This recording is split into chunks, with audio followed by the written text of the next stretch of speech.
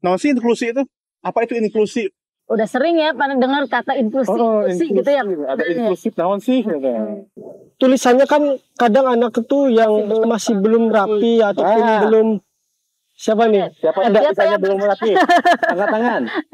Profesi seorang guru inklusi itu memang tidak nampak tapi insya Allah berdampak bagi anak. Tidak nampak.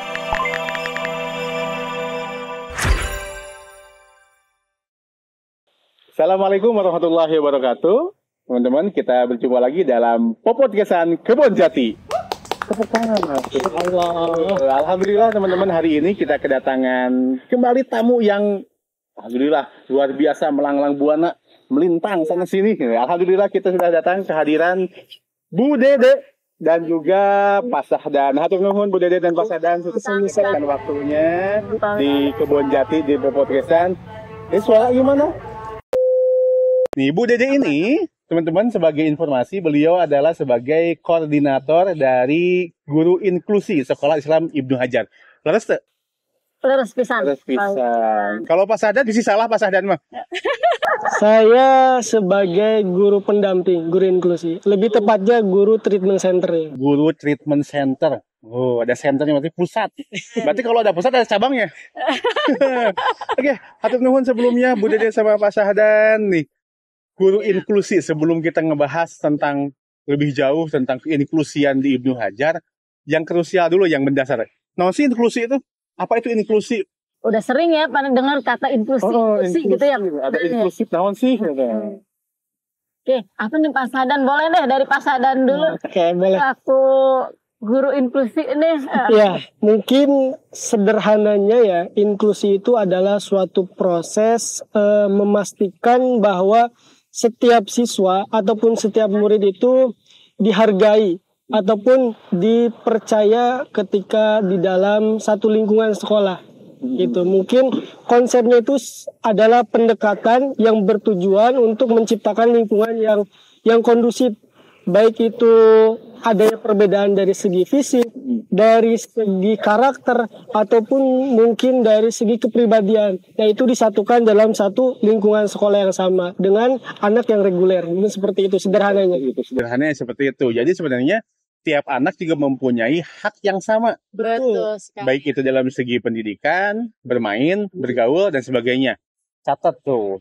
Nah, makanya Pak Wildan, SIHA itu kalau nggak salah dari tahun 2017 ya Pak Syahdan, kita alhamdulillah nih menjadi sekolah inklusi. Berarti di mana kita adalah satu lembaga pendidikan yang inginnya memfasilitasi semuanya. Semua anak bisa kita fasilitasi. Jadi tanpa membedakan tadi. Mungkin ada anak yang memiliki hambatan gitu, tetapi tetap sekolahnya bisa bersama-sama dengan teman-teman reguler yang lain.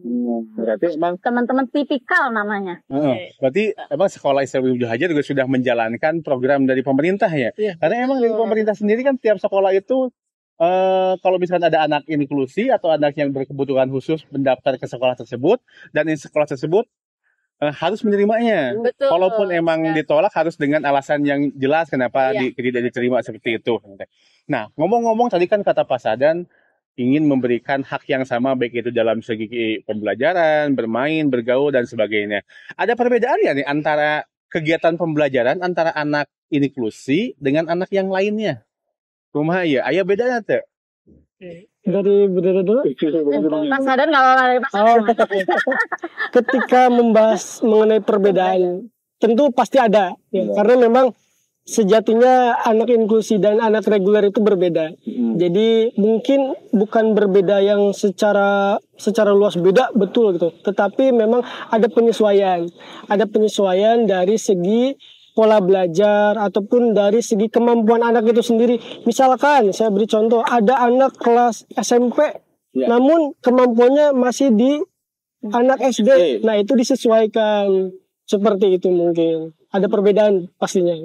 Tapi kalau segi materi gimana nih Bu? Kayak tadi misalkan ada anak SMP tapi dikasih materinya materi yang SD. Terus dia belajar di SMP-nya bagaimana? Terkejar, tercapai atau bagaimana? Nah, berarti di sini ada satu yang namanya mengadaptasi. Jadi bisa saja mengadaptasinya itu secara keseluruhan seperti tadi. Mungkin karena rentangnya berbeda, siswa inklusi itu dia diberikan juga pemahaman untuk pembelajaran SD-nya dulu nih untuk mengejar ke pembelajaran SMP-nya tentunya. Betul. Pak Wildan. Ataupun misalkan yang masih di tingkat SD nih gitu ya. Jadi dia menuntaskan dulu supaya dia pun paham gitu untuk pembelajaran yang sedang berjalan. Nah, oleh karena itu tadi ada adaptasinya Pak Wildan. Adaptasinya berarti misalnya dia untuk angkanya misalkan diperkecil, untuk lebih disederhanakan seperti itu. Atau tapi ada juga ya Pak Sadat, siswa inklusi kita yang memang sudah setara dengan siswa reguler. Jadi dia pun tetap belajarnya sama gitu. Jadi memang kita harus melihat dulu nih kondisi anaknya seperti apa. Artinya mungkin dia pemahaman kognitifnya ataupun akademiknya dia sama seperti teman-teman yang lain. Tidak ada kendala. Mungkin ada kendala dari segi behavior ataupun perilaku ataupun misalkan dari segi fokusnya. Nah, iya betul. Saya kadang suka nggak fokus juga nih kalau lagi nggak makan. Jangan-jangan harus di treatment nih. Seperti treatment. Sama Pak Sahdan nanti ya bisa. Siap. So kalau lagi prasmanan suka nggak fokus. Nggak fokus ya. Pengen yang ini sama yang ini. Semuanya pengen gitu. Berarti salah satu ciri inklusi juga itu. Oh enggak ya? Bukan seperti itu Pak Wildan. Nih kalau misalkan ini berarti kan tadi ada treatment center. Berarti kan ada kegiatan treatment untuk anak inklusi itu sendiri. Nah, kegiatan khusus buat anak inklusi apa aja sih yang di SIHA suka gelar atau juga diadakan? Ada nggak nih? Salah satunya tadi itu ya Pak Sadan, berarti treatment itu adalah memang khusus hanya diberikan kepada anak inklusi gitu. Karena dengan treatment itu membantu mengurangi hambatan-hambatan yang dimiliki oleh anak tersebut. Gitu. Contoh kecil treatmentnya kumaha ada? Apa nih? Untuk apa? Contoh kecil treatment itu misalkan dari tulisannya kan kadang anak itu yang masih belum rapi ataupun belum siapa nih? Siapa yang misalnya belum rapi? Angkat tangan. Nah, itu ada Rapi. Ada treatmentnya misalkan seperti contoh treatmentnya itu meremas plastik ataupun kertas dan itu berfungsi untuk menguatkan motorik dari halusnya. Oh, hal sederhana. Hal sederhana seperti itu. Itu contoh kecilnya lah. Pernah lihat yang ayunan juga kalau misalkan teman-teman main ke lapangan sebelah sana kan ada macam-macam ayunan tuh. Itu playground di ya. playground ada ayunan, di lapangan yang itu juga ada ayunan ban. Itu ayunan juga salah satu alat treatment. Betul sekali Pak Wil.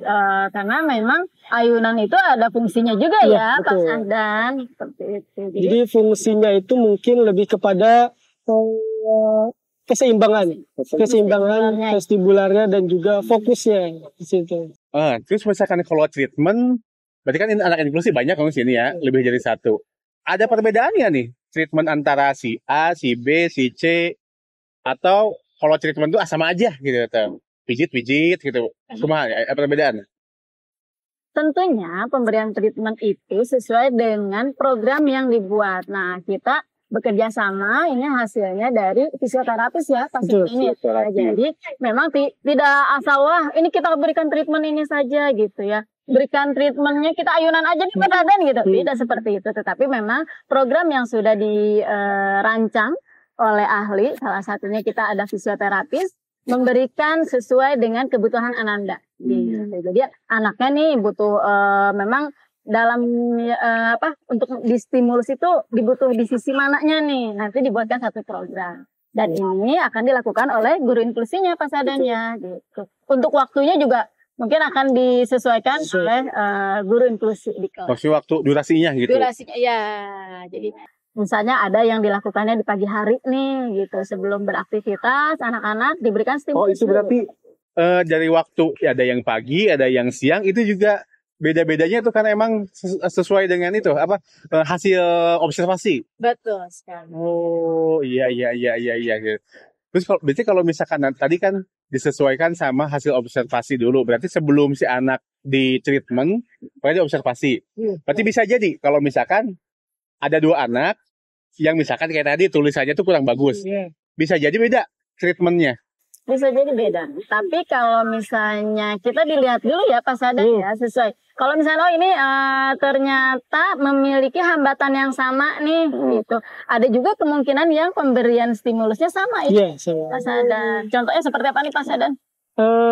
Kalau yang berbeda itu biasanya anak yang misalkan dari segi diagnosanya sama nih ADHD ataupun yang memang dia terlalu aktif gitu loh. Nah, mungkin untuk treatment yang berbedanya itu misalkan satu yang hiperaktif yang terlalu, ada satu yang hipo, slow, ya. hipo yang tidak terlalu gitu. Nah, itu ada perbedaan treatment itu.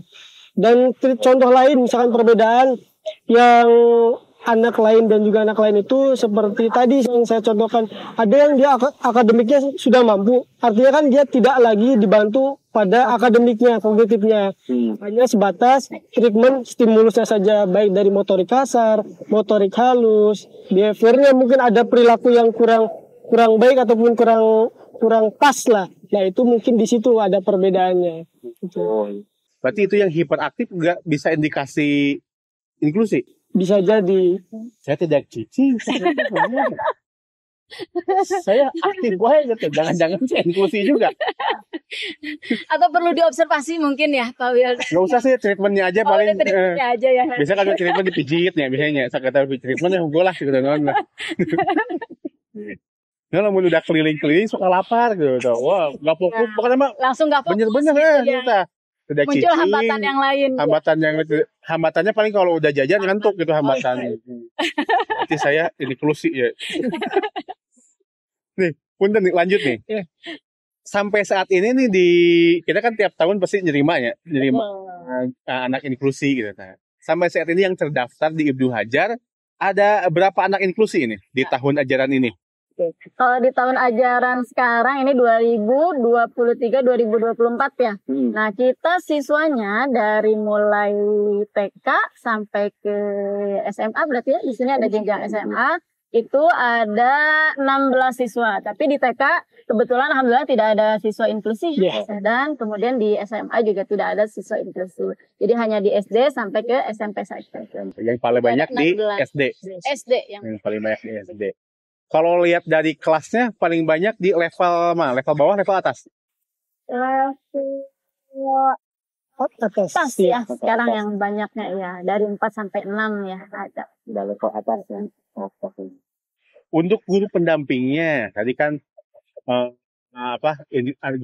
guru pendamping tuh nge-treatment, mijit, Pak Sadan sampai paham gini. Ini kan pasti nggak sekonyong-konyong paham kan? Selain dia itu baca buku, terus mungkin nanya-nanya, atau mungkin ada pelatihan khusus ya nih kalau misalkan jadi guru inklusi, atau langsung aja yang penting dia bisa mijit lah gitu jadi guru inklusi, atau suka anak-anak bisa jadi guru inklusi ya. Iya. Jadi dulu seleksinya Pak Sadan suruh pijit dulu ya. Ada prosesnya. Jadi pada saat perekrutan gitu ya, guru inklusi itu nanti setelah ternyata alhamdulillah nih bergabung dengan SIHA menjadi guru inklusi. Ada tahapannya. Misalnya salah satunya ini menimba ilmu ya. Belajar di salah satu sekolah yang memang kita bekerja sama nih. Mereka pun sekolah inklusi gitu. Seperti sifatnya observasi begitu ya, Pak Syahdan ya. Mungkin Pak Syahdan nih berbagi. Mungkin awal masuk itu pasti selama kurang lebih 3 bulan kita seperti beradaptasi lah. Nah, ketika beradaptasi itu kita didampingi oleh guru inklusi yang lain yang tentunya yang lebih senior daripada kita, yang sudah berpengalaman, yang sudah terbiasa treatment dengan anak. Nah, itu kita diajari caranya untuk menstimulus anak, caranya untuk memijat anak, message anak, dan juga lain sebagainya. Jadi tidak sembarang untuk mijit anak, tidak sembarang untuk treatment anak, seperti itu. Ini berarti tiap orang sebenarnya bisa jadi guru inklusi ya? Bisa. Kuncinya adalah belajar itu. Kudu sabar pasti ngomong. Insya Allah stok sabarnya Pak Syahdan itu luar biasa. Luar biasa ya. Iya. Karena saya lihat kalau guru inklusi itu siap-siap sabarnya luar biasa. Gitu. Nah kalau untuk mendampinginya Pak Syahdan mendampingi berapa? Untuk saat ini saya mendampingi 2 anak. 2 anak. Jadi guru inklusi itu megang anaknya 1 guru 1 anak atau 1 guru 2 anak atau kumaha tah? Kalau di sini. Untuk sistem pendampingan kita di SIHA itu ada 2 macam Pak Wildan. Dua macam. Yang pertama adalah pendampingan full, yang kedua adalah pendampingan parsial atau yang tadi treatment center seperti Pak Sadan nih. Ya. Pak Sadan luar biasa nih guru treatment center, berarti bisa memegang 3 sampai 4 siswa inklusi dengan berbagai macam diagnosa ya, berarti perbedaan. Betul. Pak Sadan harus bisa menguasai itu semua. Guru untuk treatment center itu salah satunya adalah bisa menguasai beberapa diagnosa siswa gitu dalam menanganinya, seperti itu. Nah, kemudian ada lagi tadi guru yang full. Full itu adalah 1 sampai 2 perbandingannya dengan guru inklusi. Jadi kalau misalkan anaknya agak berat berarti 1 orang. Betul. Kalau dia ternyata masih sedang, berarti bisa 2. 1-2. Jadi kalau yang 1 itu didampingin bener-bener sampai belajarnya apanya gitu ya, ditemenin terus. Betul. Jadi untuk pendampingan full itu dari awal dia masuk ke sekolah sampai nanti pulang itu didampingi oleh guru pendampingnya di kelas. Artinya dibantu dari segi pembelajarannya dan lain sebagainya. Kalau Pak Sadan sendiri sekarang megang kelas berapa? Saya megang SMP dan juga SD. SMP kelas 8 ada 1 orang, SD kelas 6 1 orang. SD kelas 6 1 orang. Lu bolak-balik kayaknya. Iya. Teman-teman, teh sabar kumaha coba jadi guru inklusi mah kudu sabar-sabar teh. Nah, terakhir Bu Dede, sebelum hujan karena udah mendung-mendung nih, kira-kira closing statement nih dari Bu Dede sama Pak Sahdan terkait keinklusian yang ada di Sekolah Islam Ibnu Hajar. Oke. Untuk inklusi yang pertama adalah yang utama adalah menyiapkan hati gitu. Menghadirkan hati untuk membersamai anak-anak, itu kuncinya. Itu aja Pak Wildan. Jadi Pak Sahdan, enggak. Kalau dari saya, jadi profesi, karena saya seorang guru inklusi ya, profesi seorang guru inklusi itu memang tidak nampak, tapi insya Allah berdampak bagi anak. Tidak nampak, tapi berdampak pada anak. Seperti halnya air dalam sebuah bangunan. Air tidak terlihat sama sekali baik wujudnya ataupun warnanya. Tapi dengan adanya air, sebuah bangunan bisa berdiri tegak, kokoh, sampai kuat. Tanpa air, pasir, batu, dan kerikil tidak mungkin kokoh, tidak mungkin berdiri tegak. Itu mungkinnya. Betul. Oh iya. Sekali Pak Wildan. Kita juga punya ini nih Pak Wildan nih, punya jargon. Oh, ada jargon. Kumaha jargon. Tuh, mau dengar nih. Ayo tuh. Jangan jargon. Siapa kita? Guru. Lagi. Siapa kita? GI. Guru inklusi Mengabdi, memberi, menjadi. Allahu Akbar. Guru inklusi Mengabdi dulu. memberi, menjadi. Itu yang paling yang paling berat mengabdinya itu.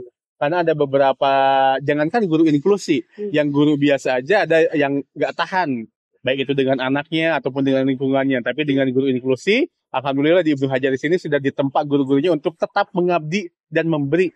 Insya Allah jadi amal jariah buat kita semua. Amin. Allah ya Rabbal Alamin. Nah, teman-teman, perlu ditekankan lagi, setiap orang mempunyai hak dan kewajiban yang sama.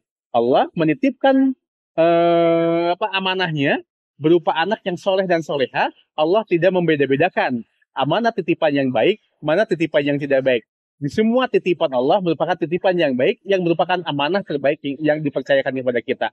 Ketika kita dipercaya Allah untuk memegang amanah ini, berarti Allah sudah memampukan kita untuk memegang amanah itu. Insya Allah. Dan Allah dengan secara tidak langsung sudah membuatkan rekening terbaik buat kita di sini, khususnya untuk guru-guru inklusi. Mudah-mudahan jadi amal jariah buat Bu Dede dan teman-teman. Insya Allah jadi kebaikan juga, dan sudah dirasakan juga mungkin dari teman-teman inklusi yang sudah alumni dari sini, ataupun yang sudah di sini tapi sudah tidak dipegang. Ada ya? Ada, betul. Ada. Banyak ya yang anaknya masih di sini, tapi sudah tidak dimandirikan. Sudah mandiri. Ya, alhamdulillah. Mungkin keluarganya bersyukur banget gitu, bisa menyekolahkan anaknya di sini, yang pendampingannya itu benar-benar bukan hanya full tapi juga ikhlas. Ya. Terima kasih Bu Dede, terima kasih Pak Sadan sudah hadir di Podcastan Kebon Jati. Mudah-mudahan bisa terus berkarya. Amin. Supaya kedepannya bisa hebat lagi. Teman-teman, terima kasih sudah menyaksikan podcastan Kebon Jati. Insya Allah kita lanjut lagi di episode selanjutnya dengan tema-tema yang lebih menarik. Nah, sekali lagi, Sekolah Islam Ibnu Hajar menerima anak inklusi dari mulai TK Betul. sampai SMA. Tapi untuk tahun ini sudah full. Jadi bagi teman-teman yang tetangganya, bibinya atau siapapun yang ada anaknya terindikasi anak inklusi, boleh mungkin atau sekedar konsultasi atau ngobrol-ngobrol di sini, mangga supaya lebih mendapatkan pencerahan dalam menangani anak yang istimewa. Setiap anak istimewa di depan Allah Subhanahu wa taala. Terima kasih semuanya. Assalamualaikum warahmatullahi wabarakatuh. Waalaikumsalam warahmatullahi wabarakatuh.